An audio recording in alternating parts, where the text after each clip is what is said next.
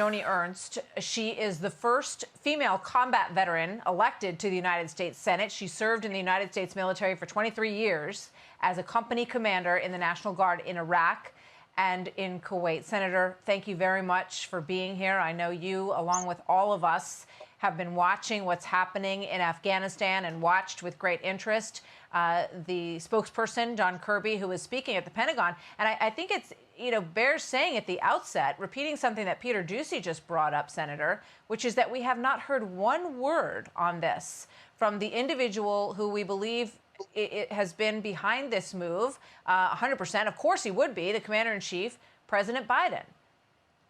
Yes, Martha, and thank you so much. This is a very grim reality, not just for the United States, but for so many of our partners around the world to see Afghanistan fall like this. It is all on President Biden's shoulders. This rapid and haphazard withdrawal of American troops, of course, before we knew that our embassy would be safe, before we had our Afghan interpreters and other friends out of Afghanistan, to allow it to fall like this without any sort of plan or recourse, it is shameful. And again, it is all on President Biden. This did not have to happen. And we just have to pick up and decide, what are we going to do now?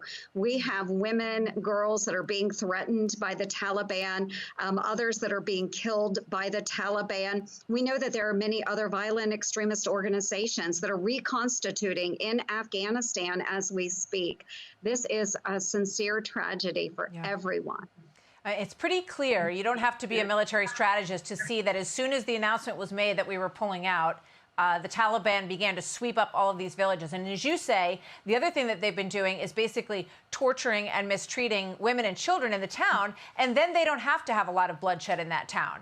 Then everybody backs down because they're terrified, and people start to convert from being Afghan military forces to joining forces with the Taliban, which we're seeing in many of these instances. But you said something that so many people have said, which is it didn't have to be this way. So lay out for people at home how it could have been done differently, because if you're leaving, as President Trump wanted to do as well, you're leaving, and it's likely to be messy on the way out. What would you have done in a different way?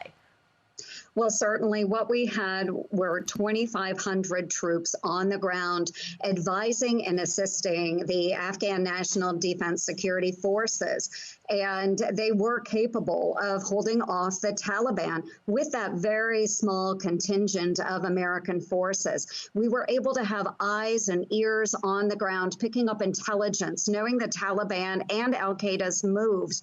When we started this withdrawal, we lost that type of contact. We lost support for the Afghan security forces. We are not able to have the same level of airstrikes that we did before we moved out of the country. So a steady withdrawal is always a smart thing, but to have a solid plan in place and certainly working with our partner nations is always very, very important. We certainly should have been removing those that had helped us through this past 20 years from Afghanistan through our SIV program. And yet the State Department and this Biden administration was slow walking that entire process. I am not the only one critical.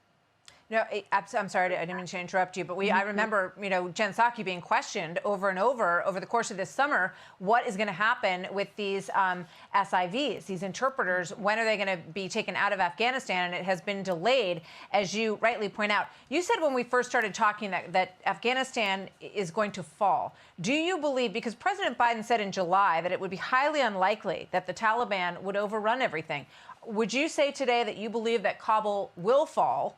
And how quickly do you think that is likely to happen? I do believe it will fall, Martha, and it hurts my heart to say that. And I know that there are so many veterans of the global war on terror that are watching things unfold. Many I've heard from, they are shedding tears. I've heard from a Gold Star wife this morning. I spoke to her. Her husband lost his life in Afghanistan 10 years ago. The president is absolutely wrong in this. He was wrong in July for what he said. We have seen, for whatever reason, the Taliban is able to gain strength, move rapidly. They are within miles of Kabul. I do believe it will fall. That is unfortunate. But again, it is all on President Biden's shoulders. This did not have to happen. Senator Joni Ernst, a 23-year veteran, company commander in Iraq and Kuwait. Thank you very much, Senator. Good to have you with us.